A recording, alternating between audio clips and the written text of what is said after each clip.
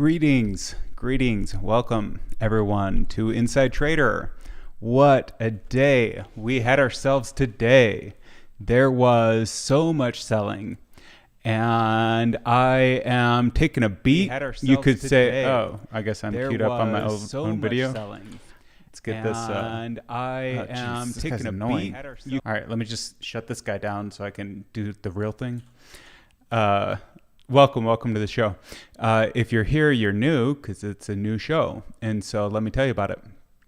The idea of the show is to learn how to trade and invest live. Now, it's not really that live or that much learning because I've been at this for a long time, decades, really, is how long I've been a market participant. And so my name is Caleb. I am a software engineer by training and trade even. And lately I've been interested in trying to use AI to see what kind of stuff I can build. And one of the things that kind of like came up in my discussions with AI is how hedge funds work, not even how they work, just one of the features. Is this concept called delta hedging, where they won't hedge their fund by the price, but by a technical indicator called delta. You don't have to know too much about it, but it's basically the probability that you're going to win. And so if that probability goes down, then that's how they hedge. And so I am interested in kind of a few different angles that I'm tackling in different live streams. One is this kind of like trading and investing, and it's more focused on the actual price action and like what's literally happening with the prices, which is pretty freaking epic. This, like, I'm as hedged as I can be. I can't be any more hedged. I'm not even very well hedged, but like there's a lot of background for new people into the show that we'll have to get to eventually. So, like look at this volume bar. You can't even see it. Let me put it in context. What's funny is it's actually smaller than the volume bar on Monday. Interesting. So maybe that's hedging. Let's get a different thing for this one. We'll put it at, what do we feel like? Maybe a blue and a 1. That seems right. And we'll make it a dotted line. So it's real light, but still there. Whoops. So yeah, like I like going through on this show the price action and the order flow. And like, that was kind of a habit. I was trying to show you something on SPY here, which is just that there is like some massive activity happening, and it's really exciting actually. And this is nobody likes days like today in the markets. Let me just tell you that. You want to know why I can tell you that? Because I've been in the game for a long time. And I guaranteed I suffered more losses than most or whatever. And so like, I just have, I think, a different attitude maybe from that, but it hurts. It hurts to lose. It's so painful. It's the worst.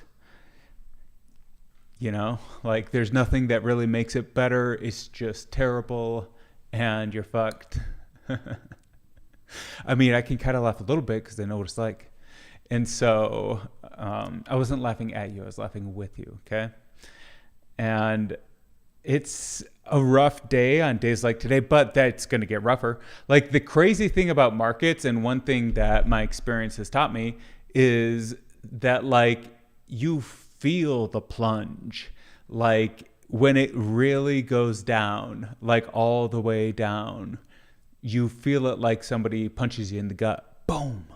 And that is because nobody really shorts the market. It's like Bill Gates and his cronies or whatever. You know, it's whoever can get enough sell calls together that they can snap a fucking technical indicator or whatever, like a moving average with cell pressure. And so, yeah, like my current working theory with all this stuff, we're just going to get into the show. Like I don't have a way to explain it other than it's learning and focused on all things stocks, options, margin, and technology. I don't know. Because I do have this other show where I'm kind of like showing you how I'm trying to like build these tools on AI. And I can actually show you one of those that's working pretty well. I mean, I'm just saying like AI is helping make these things practically possible, because I don't want to sit there and figure out how to build a rainbow. It's not actually rainbow. He called it zigzag. That was his name for it. I say he, but I mean it. You know what I mean? So what this is actually not live. This is a replay of the order flow from actually yesterday. Just for like kind of testing. Let's get rid of this bear for a second. And so, yeah, I've been able to like build these like little tools. I mean, one of the things, and maybe I'll do this tomorrow morning if I have the energy, it'd be pretty fun to do this live where like you could actually see it better, and find all these different ways to visualize the order flow. And I could already do this live for sure. I mean, if this, I'll give it a test tomorrow if I can, because this already would be working live, and it's a pretty good indicator. It's okay. I think it's going to be better when it's in. I think it's going to be more useful when I see it in multiple intervals at once, and so I can see how things are changing per interval.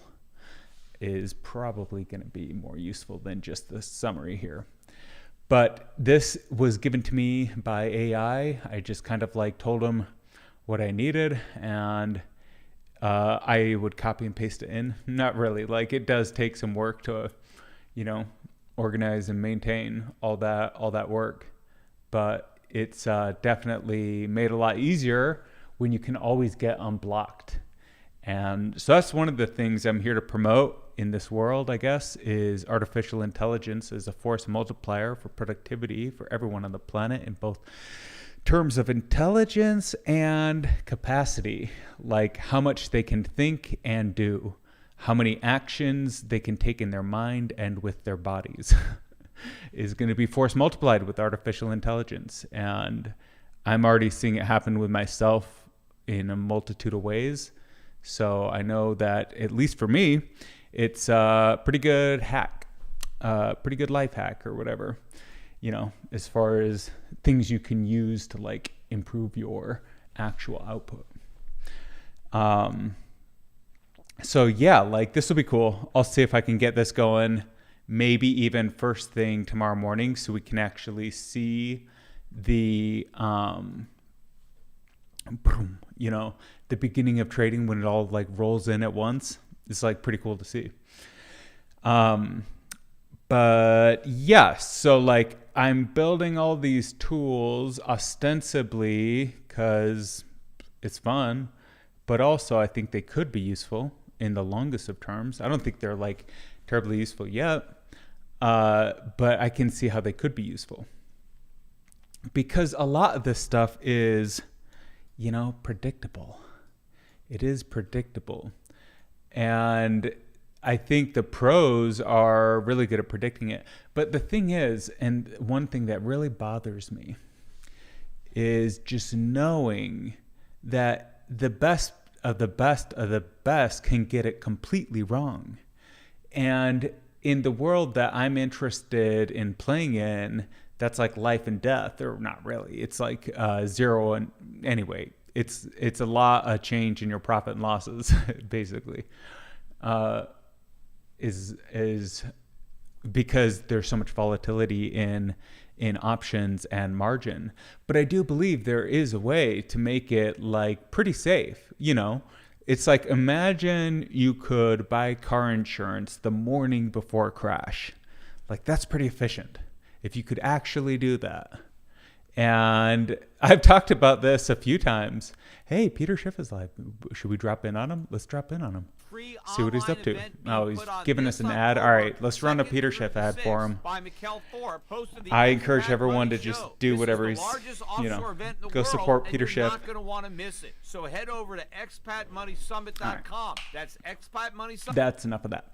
So, I've been building this thing I'm really excited about, and it's called a put that puts itself, and this actually is part of it. And I just figure if I get every indicator there is out there and I blend them all into one, and then I get a machine to learn on that set of data, which is kind of the most intimidating part, but I do think that it is possible to do these things for anyone now, because you really can get unblocked with AI. How about this? Let's do a quick this is a very sporadic show, and so you got to be willing to go down these rabbit holes with me, because it all leads back. I'm tracking the threads. You just stay with me. I'll bring us back to where we should be. So let me go GDT, and we'll just ask them. Is this the one? Nice. How many times have ASDF been written in this universe? Many. Got to be trillions, right? ASDF. So I don't know. How do we even get started? Let's just tell them this is how I work with AI. This is turning into an office hours session. That's because there isn't much to talk about other than days when you lose suck and it sucks. It's just it's money, so whatever, there's always an opportunity to fix it. And what people feel the pain of mostly, besides probably a little bit of shame and embarrassment or whatever, is it is hard when things get less liquid. And that usually does happen when the market dries up. And so one of the topics that I'm obsessed with on this show is how the am I going to profit from a decline? I'm going to do it. I am going to do it eventually. One day. I don't care if it's $1 in 50 years. I'm going to do it. And so, but I think I can do it way better if I build a bunch of software that takes all these indicators, blends them into one in every, ideally, 10 milliseconds or so for every position I hold, and recalculates all of the probabilities of success and failure, and then uses that instead of price, because it introduces special properties, which I've talked about in previous episodes. Essentially, it's less reactive. It's properly reactive. It's not overly reactive, and it's It's not overly reactive, and it's certainly reactive enough, but it's not even built yet. And it's I got the script version working maybe 2 days into the decline or whatever. So I just barely missed the window on being prepped for this. But this is in theory, a perfect scenario for it to be tested in, and it is working. It's certainly working. I mean, I could show you a little bit of that. But first, okay, I'm tracking it all. You just stay with me. So don't worry, be happy. Whatever Bob Marley says. So how can we get started using machine learning to improve our trades? See what he says. Oh, they got images now. It's pretty cool. It's happening. It is happening. So we already got data collection. Probably could use a lot of data cleaning, especially the trades data of this stuff. GDT. Feature engineering. We already have RSI. We already have MACD. Model selection. Decision trees. Interesting. See, this is the kind of stuff I think he's talking about, like the machine learning model. Split your data into training test sets. We got to build test sets is probably a big part of things. Model selection and test set. Evaluation. Back testing. Like what is back testing? I'm like hearing that too much these days. You guys are gonna like a bug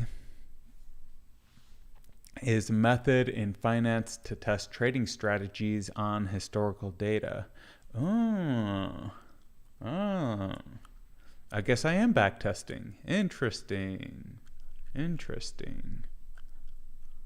So yeah, like this. I mean, this is back testing. Look, that's a replay. That's yesterday's closing action. It's wrong, incidentally. Okay, I guess that actually is right, but there's a lot of bugs in this stuff still. And so, everything takes time and energy to think about and iron out.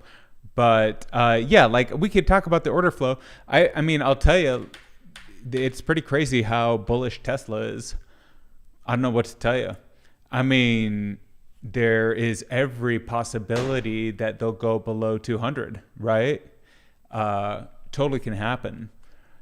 But like I got an eye on these numbers, and I'm telling you, like there's a lot of call volume going into Tesla, like a lot on basically every trading day. No, there's a ton of put volume too. I'm just saying there's a lot of call volume. Like look at the call volume, 21 million. How about this? Let me just prove it to you by the numbers. So we'll just look at Tesla throughout September, which has been like bearish as fuck, basically since August, is also the same. Okay. Look at the difference. It's a 10x. I mean, it's a 5x, but it's a 10x to most and a 20x to actually most. So that's a lot of premium coming into the market. And then you look at the bearish flow. Apple. Well, there's a reason to take down Apple. Here is the problem with these markets. They are manipulated totally. And there's pump and dumps every day. Want to know why? It doesn't take that much liquidity to pump it and dump it. That's why they made the dark pools so that people could conduct their trades on the sidelines. Look at this. 2.7 billion. So backing off, not as hungry as previously. And why might that be? I don't know. It would maybe be because they're expecting more downside and they want to make their big buys at a better price, which is like good for them for having money when the market goes down. And so, like I said, there is so much like opportunity to, I don't know, I feel like build new tools and new ways to trade and manage and think and manage risk. And I just think that there is a tremendous opportunity in the space of individuals being market participants, because they are going to be able to operate in ways that the big players can't, because there's always a trade-off between size and scale. And the smaller you are, the faster you move. And that is just a natural benefit or whatever. Like that's an inherent trade-off is speed and size. And so you're not going to get a behemoth like fucking, I don't know, Apple or any of the big tech, Meta, Facebook, whatever. You're not going to get those ships turning on a dime. It takes time. And so you could imagine though, like Apple's been doing all these buybacks. What if you do get a couple of like, 100 billionaires or whatever, people with like tremendous cash that they can basically deploy and tie up in these puts. And they buy deep in the money puts. Let's see what puts they're buying. Premium, spot. I want to see price. Where's price? Price. Where are you? Huh. Not seeing it. We might actually have to type in the letters. Let's go. Puts. Call. Side. Put. Okay, what are they buying? So these are like day hedges or whatever. It's nice to be able to buy puts. Like, okay, that's a pretty good one. Let's look at where the most premium is. Wow, calls. Interesting. What is the strike on these? $100? That's deep in the money. What's the price? That's expensive. Okay, so somebody's just taken like a core position, probably back or whatever, or maybe no. But look at these puts. Like, they're expiring far into the future.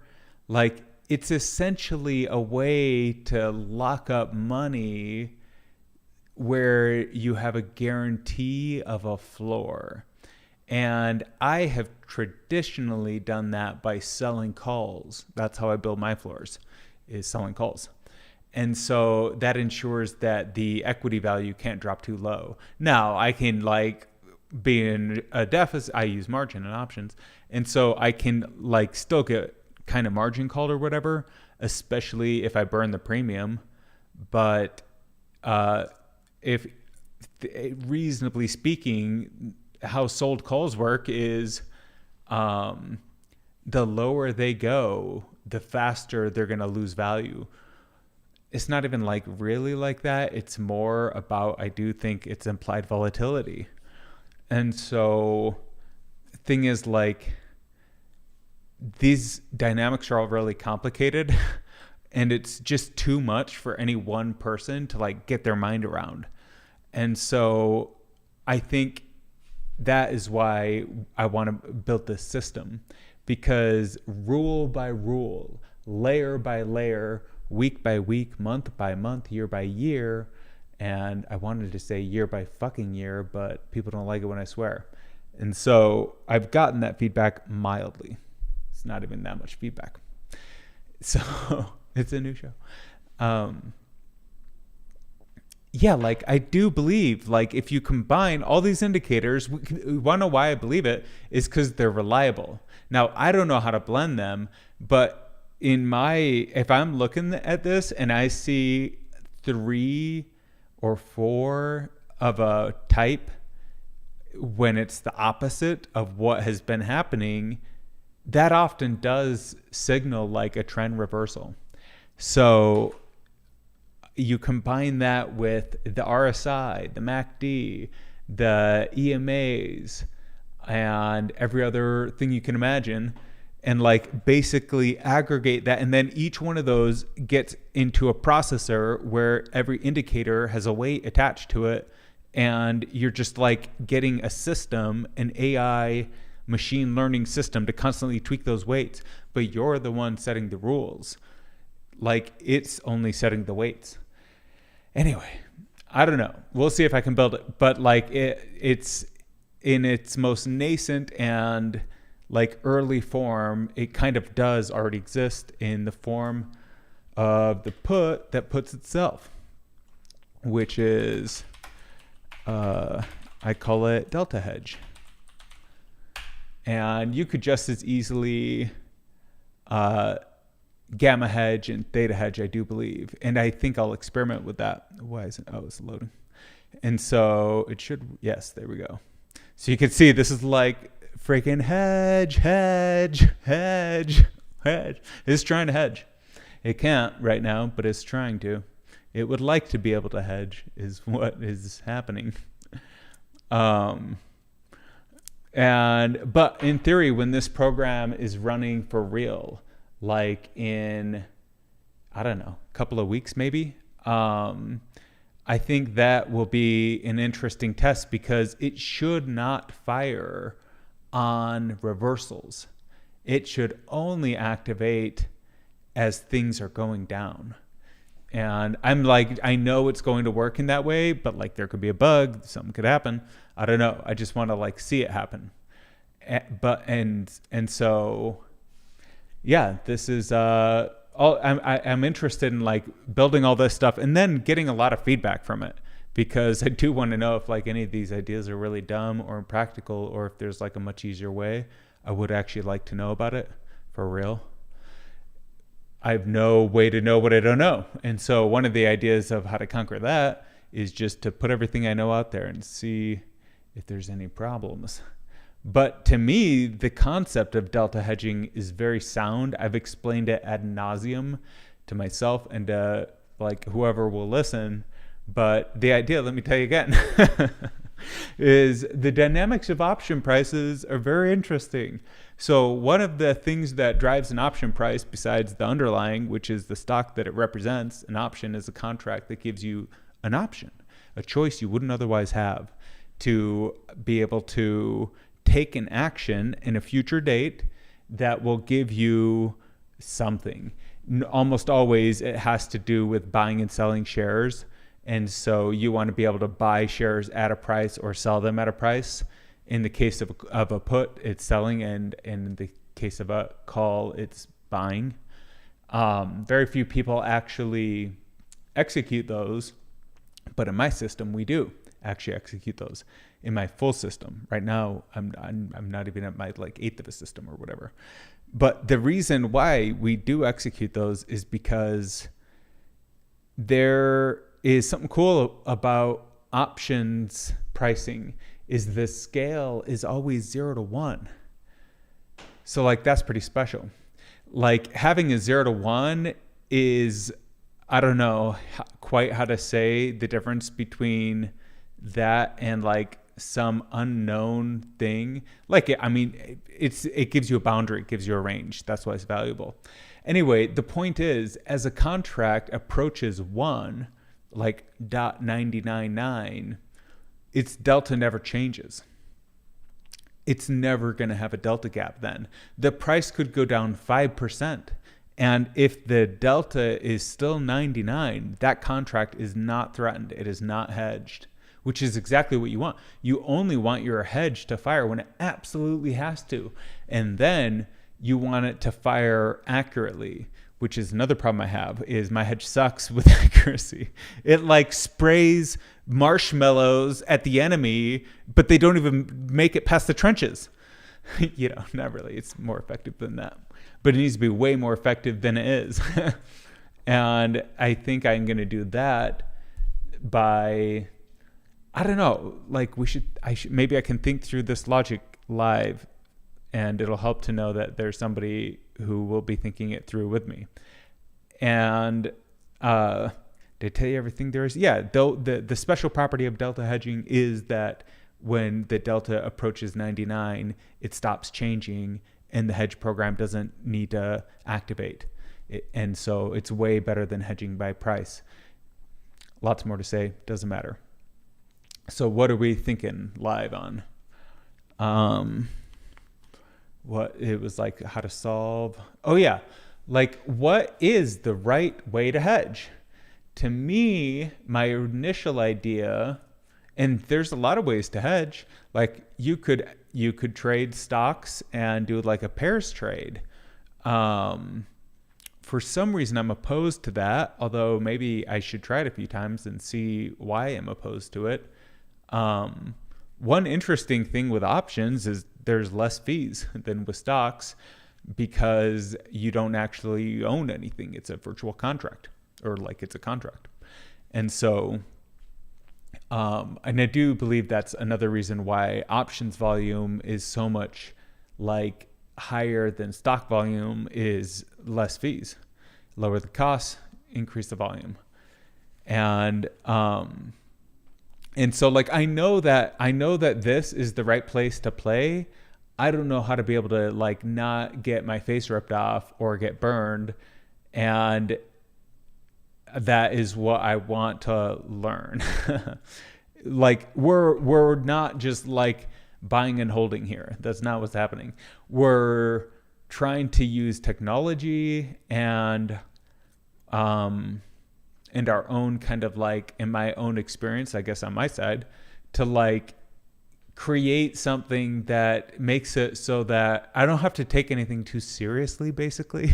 Like, I don't want to have to think too hard about it. And so right now I have to like think about it, and it's kind of exhausting to be like, oh, what's Tesla doing? I know what it's doing. It's getting premium called up. And like, for real, let's go to the historical and prove it once again. Let's just look since September. Guarantee it's going to be call flow. Boom. 600 versus 300. Love it. Love it. That's what I want to see. Now let's look at the most premium. And 18 million. Whoa. On September 9th, what was the spot? Right below. It's above where, like, this is trade is underwater. Jeez. 18 million. Wow. So yeah, nobody's happy when the market goes down. It's like not fun. And that is because everybody has long delta. Like, you're gonna accumulate long delta, be it by shares or whatever. And so it's never like ideal unless you're very well positioned. So, well, how do you get very well positioned? I mean, you buy puts is what you do, but like, I really like this metaphor of buying car accident insurance the morning before you wreck your car or whatever.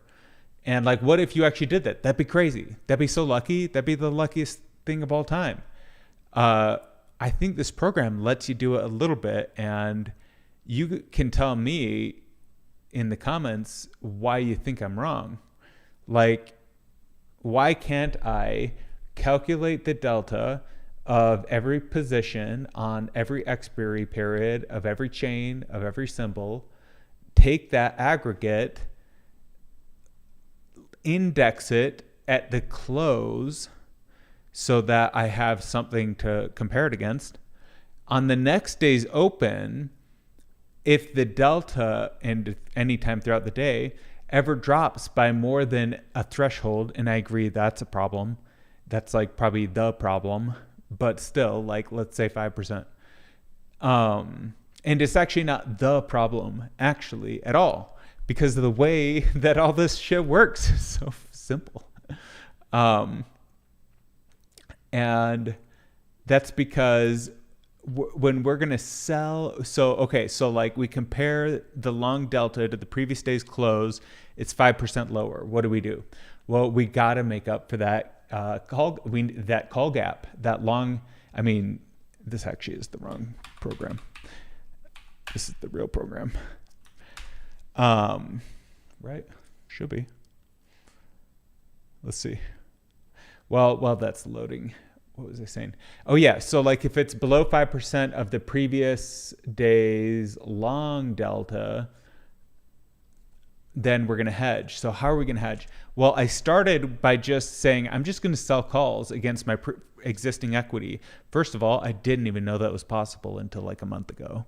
Didn't know it was possible until less than, I'd say, has to be 60 days for sure. I've been in this for like a long time. I didn't know that was possible. But now that I do know it's possible, I will use that knowledge until the end of time to build this program. I think that's part of what inspired this. So basically, you use your existing equities, which are already at terrible risk, right? Because you have all this long delta. Now, you don't know about that because you haven't spent a million hours thinking about this shit, but I know that it's at risk. And so we got to manage that risk, and we get paid to manage risk in the markets. But it's annoying to manage risk. That's why you get paid. So we're going to build a program that does it for us and try not to nuke ourselves in the process. So it's a lot. I agree. It really is a lot. But just stay with it because it's worth figuring it out. And so you can see now in this one, hedge gap. We have all this hedge gap. And so, is that right? I don't even think that is right. Let me just double check. Boom. Monitor. the monitor. Yeah, that isn't right. Let's see if this does it. That should do it. But anyway, you can see right here, you have so what this is doing is like a very difficult problem that this is what I wanted to think through with you. I told you I bring it's all coming back. Is one of the most difficult things is my first program. Like I said, it was like shooting marshmallows, but it wasn't even making it past the trenches. And so like I need to be way more effective in terms of both my buys, which I have a lot of ideas on that too, but especially on my hedge. It has to be reactive, it has to be properly sized, but most importantly, the right contracts have to be hedged with. And that means that I actually have the liquidity to sell them. I mean, to hedge them, which there's a lot that goes into that. But just as a baseline, that's why I always sell for credit on the hedge so that I can guarantee execution. And so the first idea was like, okay, let me just sell a ton of calls and then, hey, I'll have a bunch of cash. Yeah, problem is I use that cash to buy back those calls. Again, at a net gain for sure. Like there was cash in my account that wasn't there before, and I got to keep the balance of basically half every time. But like that isn't really what I should have been doing at all. That was effectively removing the hedge. And at that time, I also didn't have any way to index it. Now I am indexing it from the previous day's close, and I'll probably additionally index it a few different ways, like moving averages, that kind of stuff. But even previous day's close is like a million times better than nothing. And maybe not a million, but like probably, I don't know, 20, maybe 25 times better to have a solid index like the previous day's close to compare against. Because if I was indexing it, I mean, there's an argument that the previous way is actually a better way. It would be in some circumstances. That's why you need multiple variants of this program. So one variant would be, I want another layer of protection, an active layer. This is a passive layer that runs on, like many different servers distributed across many different continents with deadman switch, which automatically sell to cash any positive returns if they don't get a ping every minute of market hour in a distributed network. So it's like meant to be robust, basically. And yeah, it's meant to be robust. But we'll see like if this, if I can like realize the full vision of it. At least the very idea of it is that I don't care what delta happens like day to day. I'm speaking as delta hedge, the human embodiment of delta hedge. I just protect the delta balance. And I do that in the easiest way possible by selling a credit, which gives me a negative delta, which I can then minus from my positive delta to restore the balance. And that worked pretty well. And the reason I do believe I need to take it to the next level, which for some reason I have resisted a little bit, not that I've had that much time to resist it, but that is to buy a put, because then you really are making a profit no matter what, because there's something about like creating a credit and then paying it back that like, unless you're paying it back at like a 99% gain, you're removing the equity from your account, right? Like you're removing the equity from your account. So the thing that was keeping your account up is now down. It's the same as buying a naked call. It's the exact same thing. But it wouldn't be the exact same thing if we had profitable puts, and it doubly wouldn't be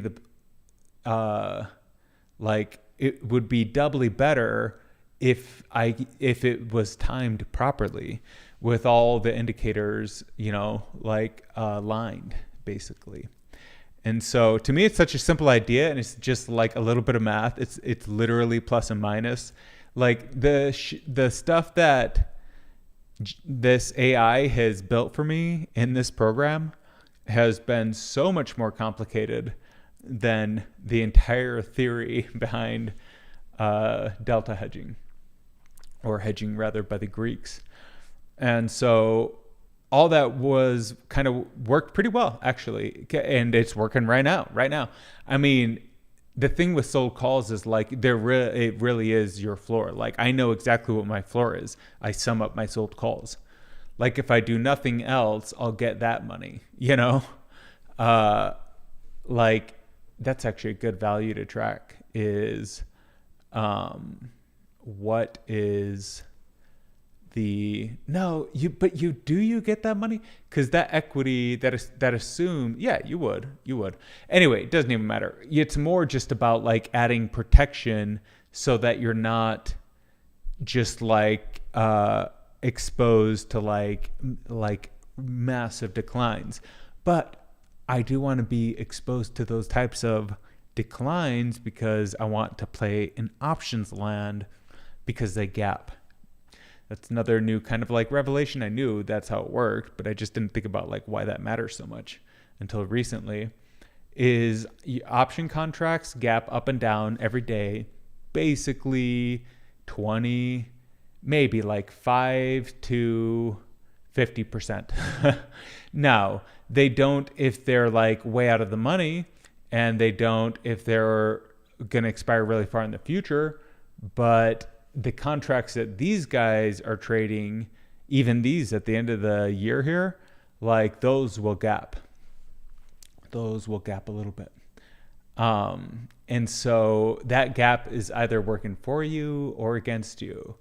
And the way that I plan to handle that is just by never thinking about how to manage any of this shit. Like I just buy things. I buy calls and sell puts. That's my job.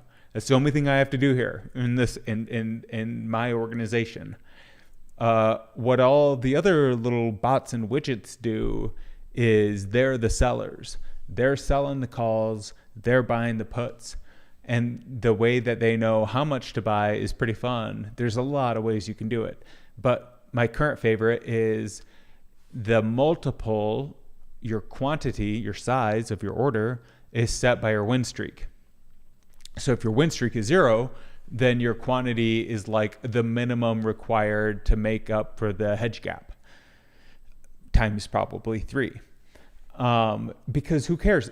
If the worst thing that can possibly happen there is then you like the market just goes up and up and up and up and up forever. And like that little triple, maybe it was even 10% of your delta. Maybe it was like 15% of your delta. You're going to get so much more positive delta in the future that it's going to erase that in a second.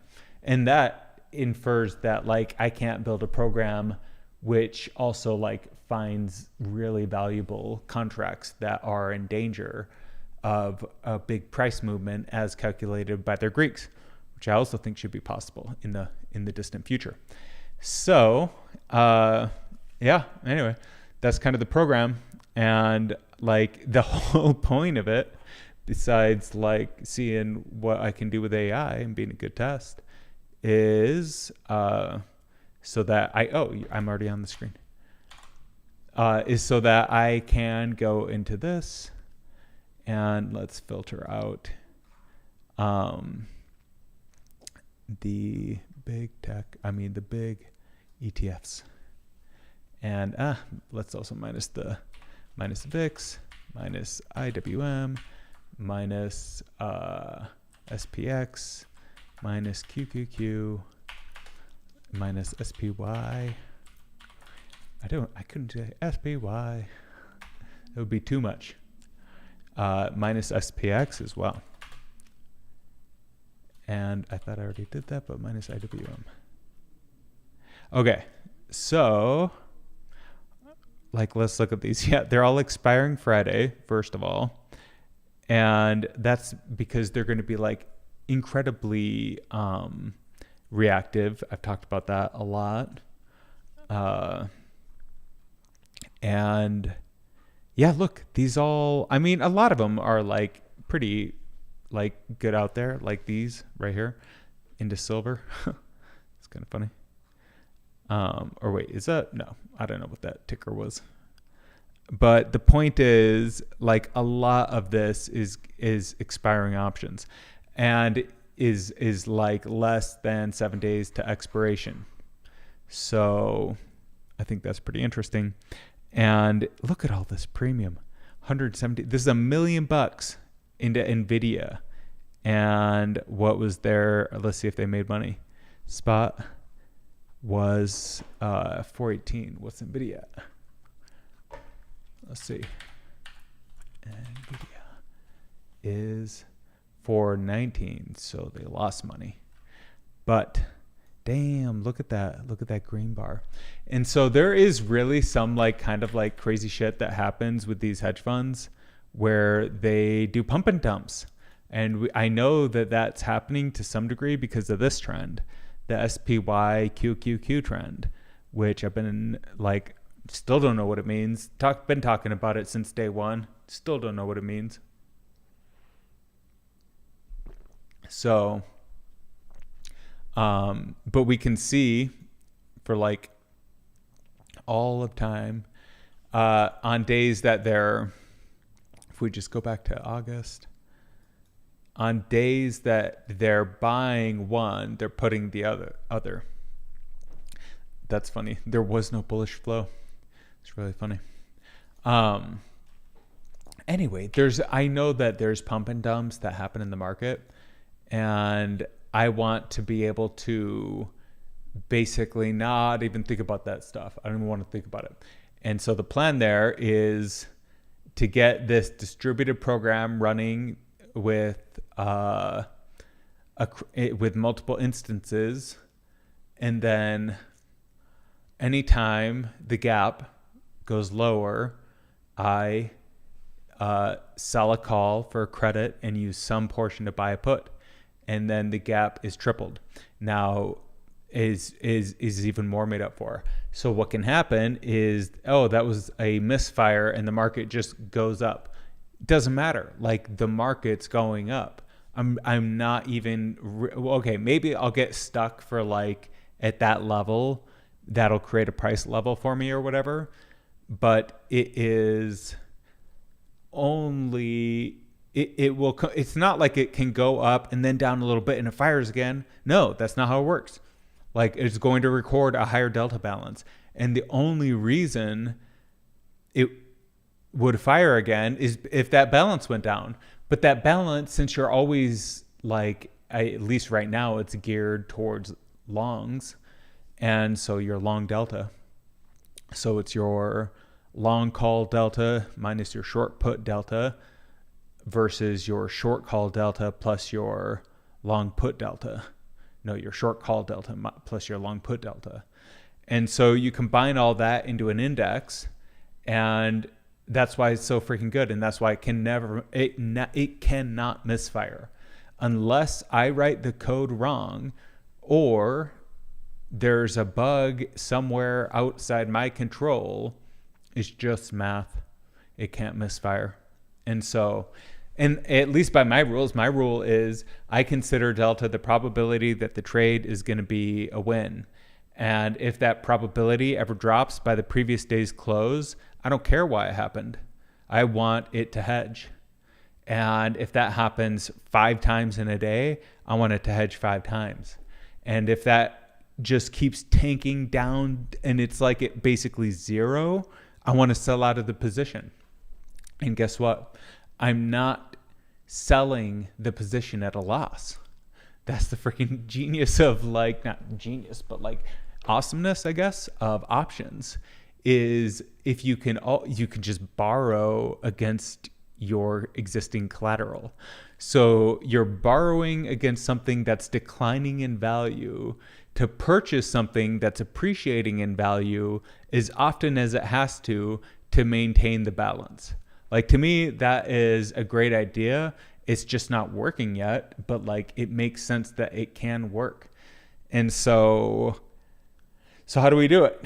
Well, let's say you do get on a win streak. So now you're up 5 days in a row. And on the 6th day, let's say there's like a retracement and the hedge gap, it gets activated. Like the gap is, there's like a 5% drop in hedge or whatever, and you want to, or in delta, and you want to hedge. Okay. Yeah, like that is where I think it's good to consider basically your win and loss streak. Like if you're in a 5-day win streak, to me, it seems pretty obvious that you should add, I don't know, like a 50% multiplier to your quantity or to your overall purchase, something like that. I'm not saying a 5x, but like maybe 50% would be a good increase or whatever, because like the contract that you're going to be buying, this is something I need like to think through. I need help thinking through this. Is really important. It's really important. The contract that you sell and buy is really important. And so, but either way, however that selection criteria is made, one thing to consider is that if you did have a 5-day win streak, the contracts that you would have been buying 5 days ago are now like 80% off. And that is where I think you get these special properties. And so, like, for whatever reason, I can't buy puts. I don't want to buy puts. I don't want to learn how to buy puts. I don't want to have to be the guy that goes around buying puts. That's like the worst guy. I fucking hate that guy. The put guy, ugh, gross. Get him out of here. Get him out of here. No, I'm not going to be a put guy. I'm gonna let the program write these puts for me. And it works. I mean, it totally worked. So like at the beginning of this decline, it sold a bunch of calls, and I bought them back. But it was in part because I was testing the system and whatever. But like in the future, in the next iteration, I won't hopefully be such an hopefully I'll be able to buy those calls back with the profits of purchased puts. Because there really is. There's something different about like buying back with a sold credit. I mean, yeah, a sold credit versus a purchase debit. And I can't say quite why it is, but it makes obvious intuitive sense as well.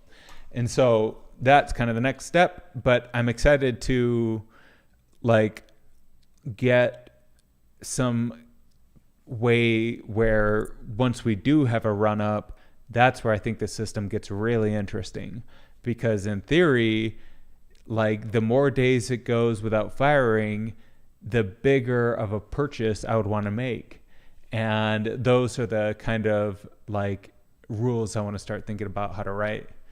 But right now, I mean, it's not like the thing that's accurate and reliable, and it's just like as solid as can be. Now, like the power can go out, like, you know, like lots can still happen to disrupt things. It's very fragile, and it's not very protective yet. And so like, but in theory, let's just say somehow it was guaranteed to be up and running and it was working.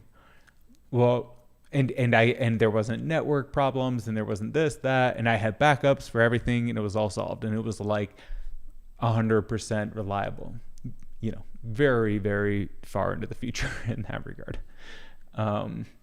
But still, if that was happening, like that would give you perfect peace of mind, because you would know that at every level you're protected. Because of a reason I haven't told you about yet, which is this. I abstract my shares as virtual option contracts. And so I use the cost average to basically set the strike price. And right now I'm using like 30 to 60 days out. I have some selection criteria for those contracts as well. That's, again, like I said, the hard part is thinking is finding the contracts. And so, but yeah, like, how do you find the right contracts? In the case of selling a call and buying a put, I almost want to start like this. If we're here, I don't know, there's so much to consider. And that's why we have to write software to do it for us, because no human could ever do it. And if you're in a decline, you actually do want to sell calls that are like way out of the money, because they're just going to get nuked. And you're going to be able to buy them back at like an 80% profit in 24 hours. Now, if you buy deeper, closer to the money, you're going to net a bigger premium. But that's actually probably could be a good thing, because those calls are less reactive. And so in theory, you would have more time if things were going up to you wouldn't just get nuked or whatever. Because the other side of those sold calls in terms of their price volatility is they're going to go up 80% if there's one tick up. It just takes one day up and the whole thing's up 80%. Just one day, one tick. It's all it takes. It's literally all it takes. But that's not how the market works. That is not how the market works. The market goes lower when everyone thinks that the selling is really bad. That's when it's boom. And that is when some world player just pulls out their stop, and then everyone goes for a tumble. And so I know that is just how it works. And over the next few decades, until we get onto the universal, decentralized, transparent currency of the new world order that is our future, then we are still working with gas, hard cash, American dollars. Look, I don't want to diminish the United States dollar at all. I'm very happy to be in the land of the free and the home of the brave, no doubt. But we do need better currencies for sure. I think that there is a limited opportunity to kind of play this game in the markets where they're doing these arbitrages between SPY and, let's go to 25, QQQ.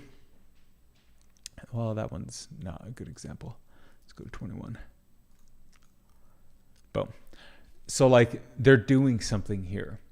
They're arbitraging. This is an arbitrage or a pump and dump or something. I don't know what it is, but it's something. And I want to do that shit. Why do they get to do that shit? And so, yeah, I'm going to try. But I think it all starts with being able to manage a lot more risk. And because if you're getting pumped and dumped, which nobody can stop, it's going to happen all the time. If you're getting price manipulated, you don't want to have to think about that. All you want to know is that there's some system that is recalculating the probability that the position, be it stock or option, is going to finish in the money and is probably going to win. And if that ever drops below a threshold, then it sells and buys inverse equity, thus restoring the balance. And it does it until the balance is restored. And here's what's so freaking cool about it. As I told you already, I just have to repeat myself because I love it so much. It doesn't disrupt your cost basis. It's the best part of it. No, the best part is that it's done off Delta, off the Greek, so it's more reactive than the stock market, because options drive the stock market. But the best part is it's all just a little bit of math. The best part is a minus is a positive. That's how we restore the balance. So when the positive goes down, we minus a minus, and that is actually really easy because we can sell a credit above in the chain, borrowing from the equity that is expiring. And so, yeah, I'm not even mad. I'm not even mad about today. I'm just waiting. Just waiting for this thing to be able to get a chance to run. And, it'll get a chance one day. But it's probably going to get a lot worse before it gets better. And so my suggestion is, like, don't buy options unless you have some way to manage the risk. And I own a tremendous amount of options. And so I'm kind of like, I have to build these tools. I got a little greedy when I found out about options. And so now I need to build these tools to be able to manage the risk of it all. But it'll be cool because once the tools are built, then I can use them and build more stuff or whatever, I guess. Just see, like, there's infinite data and there's infinite things you can do. It's literally, where do you get bored? Like, when do you get bored? So far, I have not gotten even a little bit bored. This kind of shiz is right up my alley. And so, yeah, in the longest of terms, this is where I want to go. Like, what kind of models might be useful? TensorFlow. Let's see what he says.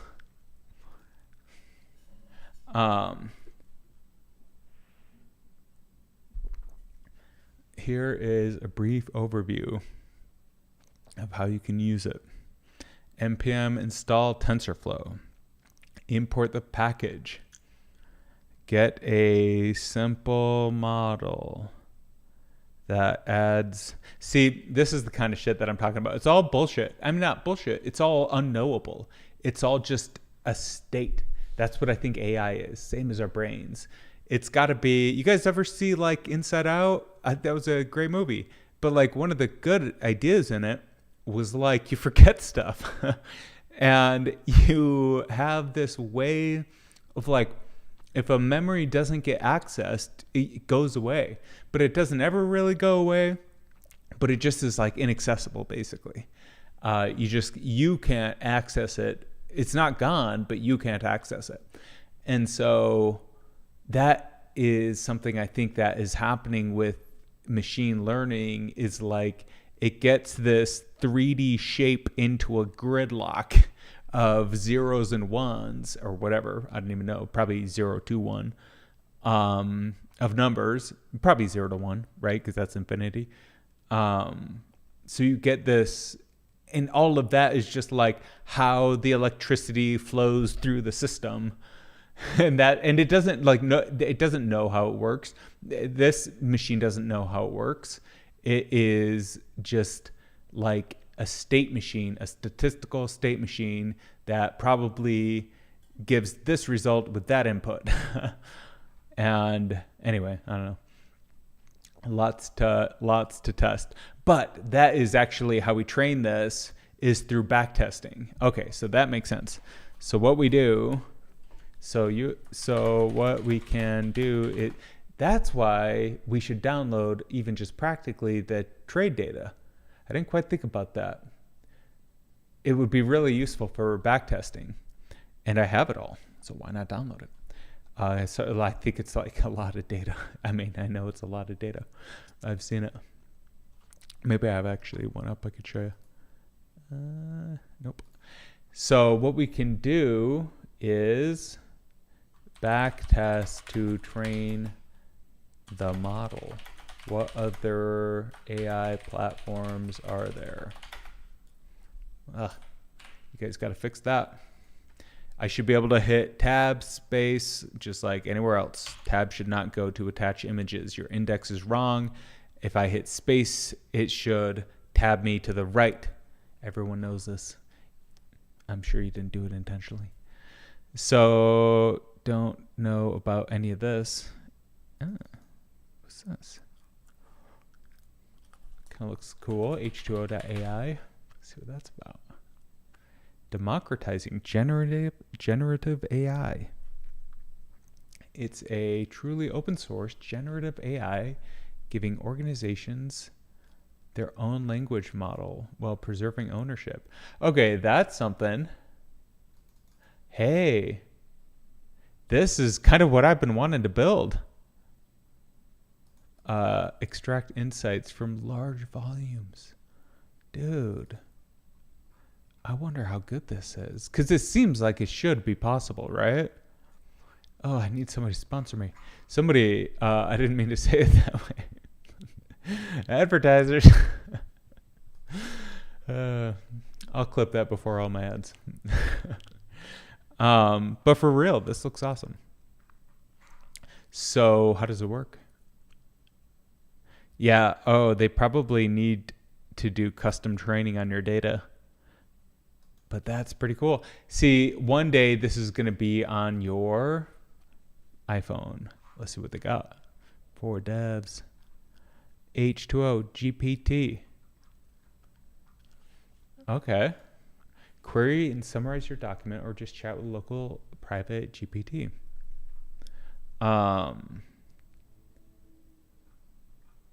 Well, this is awesome. Okay. Like, how do I get started on using H2O to read every file in my hard drive and Google Drive so I can talk about what is even in there? Is my question. Ugh.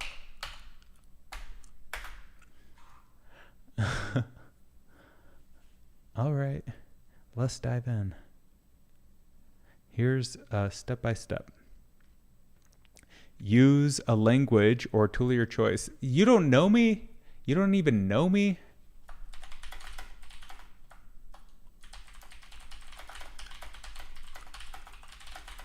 Stop generating. Stop right now. That's enough.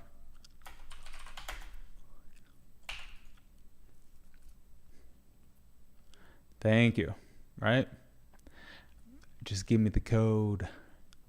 Get all files. Just like from root. And then the question is like, where does it actually store the training data is what I'm curious about. Like, let's assume I have all the files in a giant text file combined. How do I feed that to the machine? Ugh. Muscle memory. I think a lot of coding is muscle memory. I think it's a lot more like working out than people think, or like playing an instrument. It's a lot more like mind-muscle connection than anything. That's like, I like to talk to this AI because I don't have to think too hard. That's always what I'm trying to do, is less effort. As little effort as possible, so that I can use the right effort in the right way and not just waste effort doing pointless things that don't actually add to the bottom line. And now, who knows what that even means? What does it even mean? I don't know. What adds to the bottom line? Okay, so they have it running on a local server. Well, let's just try it.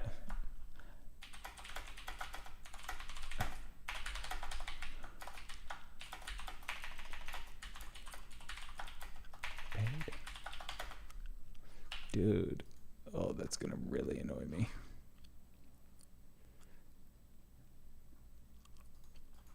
Give me a one-liner to get set up, please.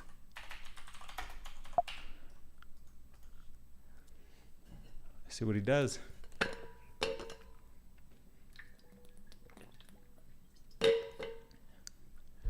And let's see what happens when we run it. wget. What's wget?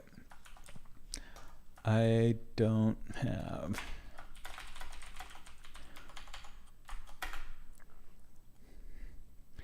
If you have curl, we can do it that way. Nice. I don't know. I just want to see what it does.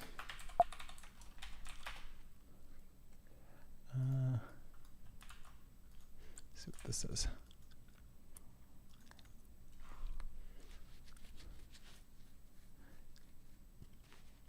End of central directory signature not found. Let's see what this, if this does it.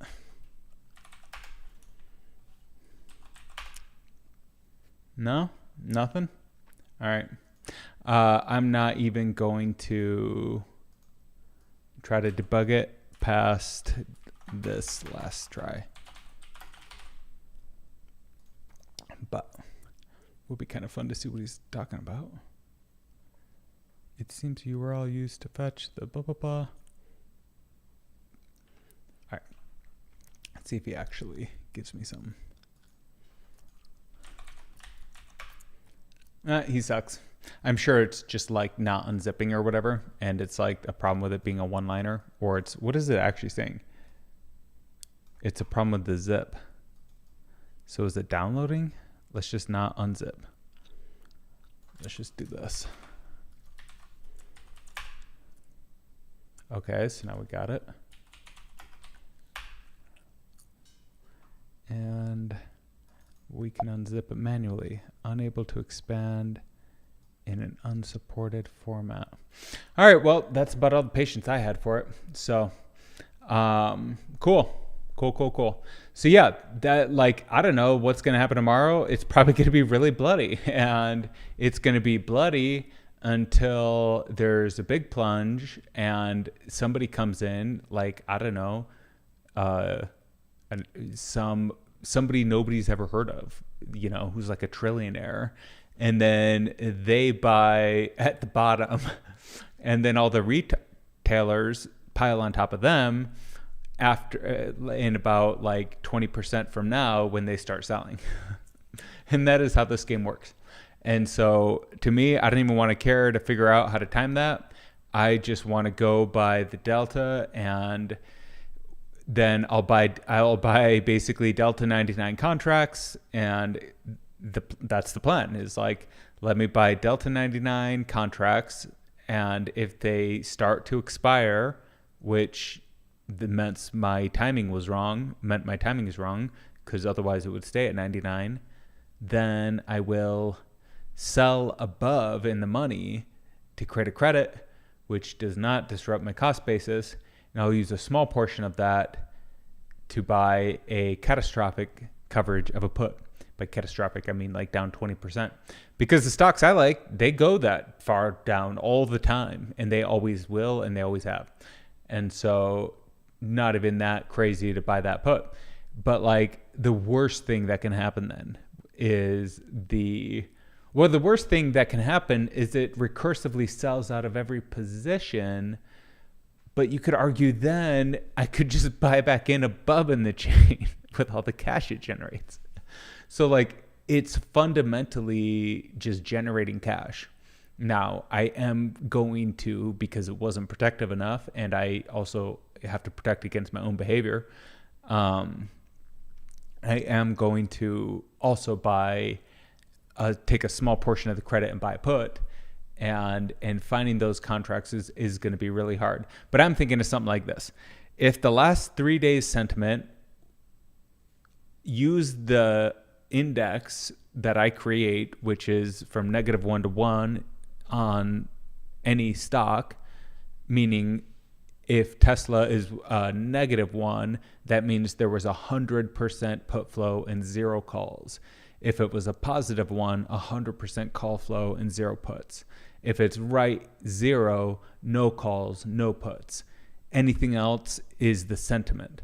And I'll get better at like figuring out how to like adjust that and weight it by volume and maybe velocity and other stuff like that. And then I use the rolling average of like maybe the last couple of sessions, and maybe I don't know quite how to do that, but like, I mean, I know how to do that technically. I don't know how to, anyway, use as many indicators as I can and blend them and combine them into finding the right contract to buy, to sell, and then to buy. And so like, let's say the sentiment is bullish.